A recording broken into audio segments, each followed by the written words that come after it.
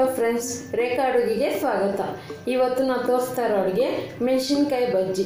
ಸಾಮಾನ್ಯವಾಗಿ ಬಜ್ಜಿ ಮೆಣಸಿನ್ಕಾಯಲ್ಲಿ ಮಾಡ್ತಾರೆ, ಆದರೆ ನಾನು ಹಸಿರು ಮೆಣಸಿನ್ಕಾಯಲ್ಲಿ ಮಾಡ್ತಾ ಇದ್ದೀನಿ. ಇದು ಹೇಗೆ ಮಾಡೋದು ಅಂತ ನಿಮ್ಗೆ ತೋರಿಸ್ತೀನಿ. ಇದಕ್ಕೆ ಬೇಕಾಗುವ ಸಾಮಗ್ರಿ ನೋಡೋಣ. 100 ಗ್ರಾಮ್ ಆಗೋಷ್ಟು ಕಡಲೆ ಹಿಟ್ಟು, ಒಂದು 10 ಮೆಣಸಿನ್ಕಾಯಿ ತೊಗೊಂಡಿದ್ದೀನಿ, 1/2 ಟೇಬಲ್ ಸ್ಪೂನ್ ಜೀರಿಗೆ, ಚಿಲ್ಲಿ ಪೌಡರ್, ಉಪ್ಪು, ರುಚಿಗೆ ತಕ್ಕಷ್ಟು ಎಣ್ಣೆ, ಕರಿಯಲು, ಗರಂ ಮಸಾಲ, 2 ಪಿಂಚ್ ಸೋಡಾ. ಇದು ಮಾಡೋದು ಹೇಗಂತ ತೋರಿಸ್ತೀನಿ. ಮೊದಲಿಗೆ ಸ್ಟವ್ ಮೇಲೆ ಎಣ್ಣೆ ಕಾಯಿಗೆ ಇಟ್ಕೊಳ್ಳಿ. ನಂತರ ಒಂದು ಬೌಲ್ ತಗೊಳ್ಳಿ, ಬೌಲ್ಗೆ ಕಡಲೆ ಹಿಟ್ಟು ಹಾಕ್ಕೊಳ್ಳಿ.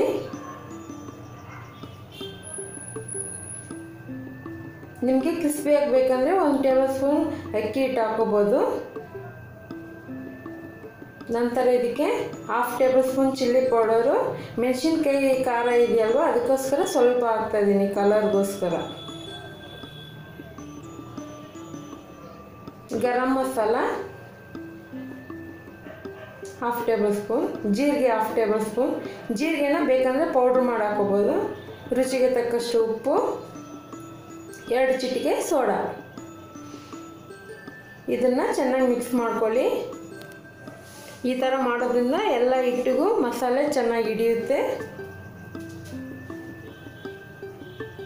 ಇದಕ್ಕೆ ಸ್ವಲ್ಪ ಸ್ವಲ್ಪನೇ ನೀರು ಹಾಕಿ ಚೆನ್ನಾಗಿ ಮಿಕ್ಸ್ ಮಾಡ್ಕೊಳ್ಳಿ.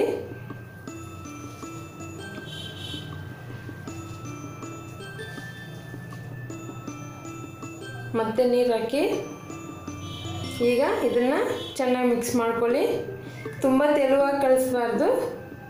ಈ ಹಿಟ್ಟು ಸ್ವಲ್ಪ ಮಂದ ಇರಬೇಕು. ನೋಡಿ, ಈ ತಿಕ್ನೆಸ್ ಇದ್ದರೆ ಸಾಕು, ತುಂಬ ತೆಳು ಇರಬಾರ್ದು.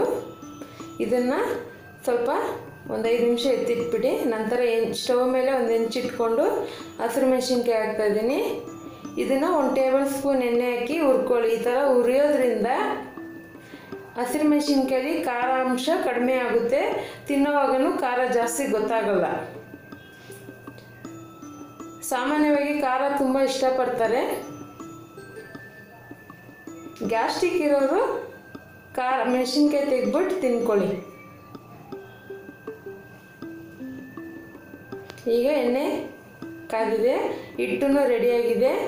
ಮೊದಲಿಗೆ ನೋಡಿ, ಒಂದು ಮೆಣಸಿನ್ಕಾಯಿ ತಗೊಂಡು ಹೀಗೆ ತೋರಿಸ್ತಾ ಇದ್ದೀನಲ್ಲ, ಹಾಗೆ ಎಣ್ಣೆಗೆ ಹಾಕಬೇಕು. ಫುಲ್ಲು ಕಡಲೆ ಹಿಟ್ಟಲ್ಲಿ ಅದನ್ನು ಮುಳುಗಿಸಬಾರದು, ಒಂದೇ ಕಡೆ ಮಾತ್ರ ಹಿಟ್ಟು ತಗೋಬೇಕು. ಇದೇ ರೀತಿ ಎಲ್ಲ ಹಾಕೊಳ್ಳಿ. ಈ ಥರ ಮಾಡೋದ್ರಿಂದ ಖಾರ ಹಿಟ್ಟಿಗೆ ಸ್ವಲ್ಪ ಹಿಡಿಯುತ್ತೆ. ಆ ಕಡಲೆ ಹಿಟ್ಟದು ಬಜ್ಜಿ ಇರುತ್ತಲ್ವ, ಅದು ತಿನ್ನೋಕ್ಕೆ ಟೇಸ್ಟಿಯಾಗಿರುತ್ತೆ. ಬಜ್ಜಿ ಮೆಣಸಿನ್ಕಾಯಲ್ಲಿ ಮಾಡಿದ್ರೆ ಅದು ಡಿಫ್ರೆಂಟ್ ಟೇಸ್ಟ್ ಇರುತ್ತೆ, ಆದರೆ ಹಸಿರು ಮೆಣಸಿನ್ಕಾಯಲ್ಲಿ ಮಾಡಿದ್ರೆ ಇದೇ ಒಂಥರ ಟೇಸ್ಟ್ ಇರುತ್ತೆ, ತಿನ್ನೋಕ್ಕೆ ತುಂಬ ಮಜಾ ಇರುತ್ತೆ. ಖಾರ ಇಷ್ಟಪಡೋರು ಇದನ್ನು ಹೆಚ್ಚಾಗಿ ತಿಂತಾರೆ. ನೋಡಿ, ಒಂದು ಮೀಡಿಯಮ್ ಊರಿನಲ್ಲಿ ಇದನ್ನು ಬೇಯಿಸ್ಕೊಳ್ಳಿ. ಯಾಕಂದರೆ ಜಾಸ್ತಿ ಹಿಟ್ಟಿದ್ರೆ ಬೇಗನೆ ಗೋಲ್ಡನ್ ಕಲರ್ ಬಂದ್ಬಿಡುತ್ತೆ. ನಮ್ಮ ಮೆಣಸಿನ್ಕಾಯಿ ಬಜ್ಜಿ ತಯಾರಾಗಿದೆ. ಈಗ ಇದನ್ನು ಒಂದು ಪ್ಲೇಟ್ಗೆ ಸರ್ವ್ ಮಾಡ್ಕೊಳ್ಳೋಣ. ನೋಡಿದ್ರಲ್ಲ ಹಸಿರು ಮೆಣಸಿನ್ಕಾಯಿ ಬಜ್ಜಿ ಹೇಗೆ ಮಾಡೋದು ಅಂತ. ನಮ್ಮ ವಿಡಿಯೋ ನಿಮಗೆ ಇಷ್ಟವಾದರೆ ರೇಖಾ ಅಡುಗೆಗೆ ಸಬ್ಸ್ಕ್ರೈಬ್ ಮಾಡಿ. ಇದೇ ಥರ ನಿಮಗೆ ಹೊಸ ಥರದ ರೆಸಿಪಿಯನ್ನು ಮುಂದಿನ ಎಪಿಸೋಡ್ನಲ್ಲಿ ತೋರಿಸುತ್ತೇನೆ. ಧನ್ಯವಾದಗಳು. ಸಬ್ಸ್ಕ್ರೈಬ್ ಮಾಡೋದನ್ನ ಮರಿಬೇಡಿ.